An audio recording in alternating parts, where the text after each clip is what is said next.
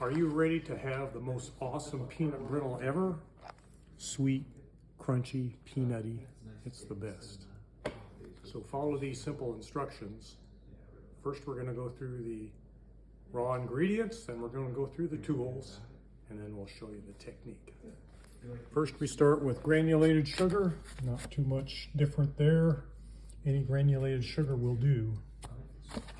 This is sweet creamery butter. We use that in the peanut brittle and to grease the pan. It has to be salted, must be salted. These peanuts, they must be raw. They cannot be roasted, they must be raw. And they must have red skin. Sometimes they're called Spanish peanuts. These are from Walmart. We need 1 pound. 1 pound. Salt, pretty generic. Doesn't have to be iodized. Anything will do. This is the corn syrup. Must have corn syrup. Can't be dark. Must be light. This is the vanilla. I think it must be pure vanilla extract, not the imitation. Must be the real thing. This is the baking soda. Pretty generic there. Okay, we must have a 2-quart saucepan. Has to be 2 quart. Can't be any smaller. Probably shouldn't be any larger. This is a key instrument. So this has helped me immensely in the last several batches. This is a spatula that we'll be stirring the mixture with, and integrated with the spatula is a temperature gauge. So we turn that on, you can see the temperature, 73.6 degrees. You can go Fahrenheit or centigrade. Should be Fahrenheit. This is key because accurate temperature measurement is essential. And the nice thing about the spatula with the integrated temperature probe is that you're stirring the mixture and you're getting a nice even temperature measurement. And as the candy point of the peanut brittle approaches, it'll approach fast, and this really detects it very well. And then one of the things about the pan, later in the process, we put it into a slightly warm oven, very slightly warm, so that it can slightly heat up. Not so much that the butter melts a lot, but just slightly. The reason we put it in the oven and heat it just a little bit is so that when we pour the mixture into the pan, it will spread on its own more easily, because you can't pat it down at all and spread it at all with your hands or a utensil. It will pop the bubbles in it and flatten the peanut brittle, so it won't be as airy and light. Start with the sugar, 2 cups. There's 1 cup of corn syrup, 1/3 cup of water, 1/2 teaspoon of salt. So for this first stage, I'm going to start mixing, and the heat's going to be on high. So the first stage of heating, before you add the peanuts, is to heat it to 235 degrees while stirring constantly. It's important to stir it constantly. Make sure it does not crystallize and it heats evenly.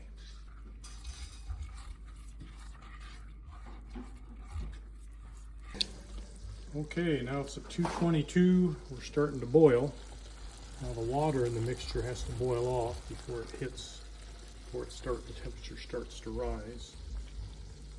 These are 2 tablespoons of butter prepared to put in right when it gets to 235.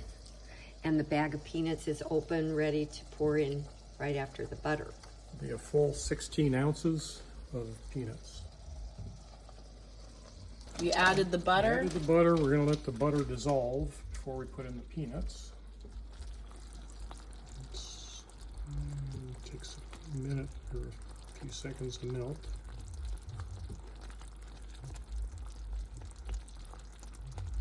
Okay, go ahead and put in the peanuts.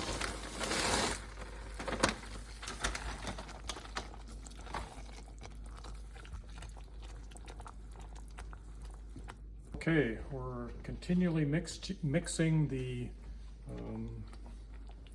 peanuts, and you never stop stirring during the whole process. You want a nice even temperature throughout the whole mixture. Now we're going to keep it on high until it starts boiling again. Okay, the mixture is starting to boil again. Now I'm going to reduce the heat to about medium high. And the reason for that is that our target temperature is 300 degrees Fahrenheit. Now 300 degrees Fahrenheit is very important. So if you do any less, if you take it off the heat too early, the candy will be too chewy. We want it to be crisp and crunchy. If you take it off too late, it'll turn hard as a rock. So 300 is our target temperature. Now when it gets close, when it gets to 290 degrees, it's up at 233, we have a ways to go. But once it hits 280, 290, it starts rising very fast. And so you have to be on the alert to make sure you do not undershoot or overshoot 300 degrees. I like to be ready for the temperature to go to 300, so I just take a little measuring cup that came with some medicine, really, and put a tablespoon in of vanilla. So I'm ready for that. And then I take the soda, baking soda, and get a tablespoon ready to dump it in when it's the right time.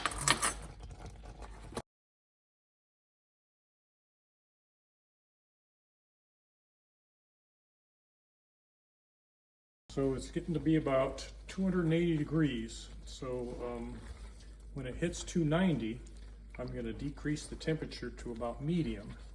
And again, the reason is because it hits that 300 point very, very fast. And I want to slow it down slightly so I have more time to pull it out of the oven, and it'll be more precisely at 300.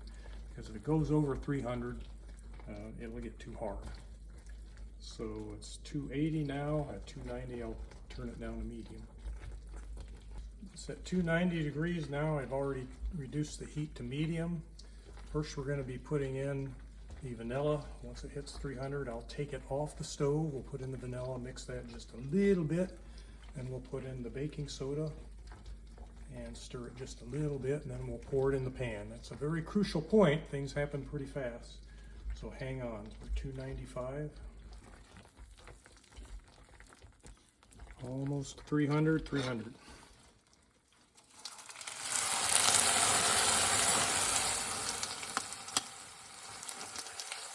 Okay, it's going to start bubbling up really quickly. Now we're going to take it over to the pan and go ahead and pour it out, as I'm sure. See that nice white foam? That's the leavening, making nice bubbles. So here we go to our pouring pan. Okay, I have a buttered pouring pan. I'm going to try to distribute it evenly throughout this pan. If I can. Well, the idea is that we hope that it will spread out pretty evenly and make a fairly uniform thin layer. I missed a corner there or two, but that's okay. I think it'll turn out okay. Now we're not going to pat it, or we're not going to flatten it out. That will ruin the leavening. And I think we'll probably have a pretty good batch when we're all done. We let the peanut brittle cool. See the nice bubbles in it? That's from the soda leavening, and that's a good batch if it's got that amount of bubbles. So what we do is we let it cool a little bit out here on the counter, and then we put it in a cool oven, close the door, and it cools more overnight. And I think just having the moisture in the oven like that is helping it too, and it turns out really good. Hello, peanut brittle fans. This is the final step in making and packaging peanut brittle. So this is the packaging stage. So this is parchment paper. The purpose of the parchment paper is to keep the debris down, because we're going to be hammering on this to break it up into smaller chunks, and we don't want the shrapnel of peanut butter flying all over the place. Right over there like that. We use a rolling pin. I suppose you can use something, anything heavy, hammer, whatever thing heavy you have. So I'm just going to kind of tap it in a pattern. See that starting to break up. We like to break it up into smaller pieces, so maybe an inch by an inch. This one's a little too big. You gotta realize this is candy, and you just can't eat too much of this at a time. Well, some people can, but I wouldn't recommend it.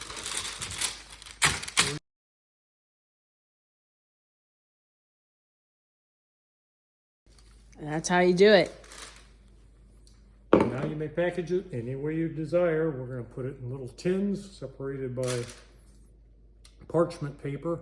You wanna separate layers with parchment paper because they do tend to stick together if they get a little bit moist or the humidity is high.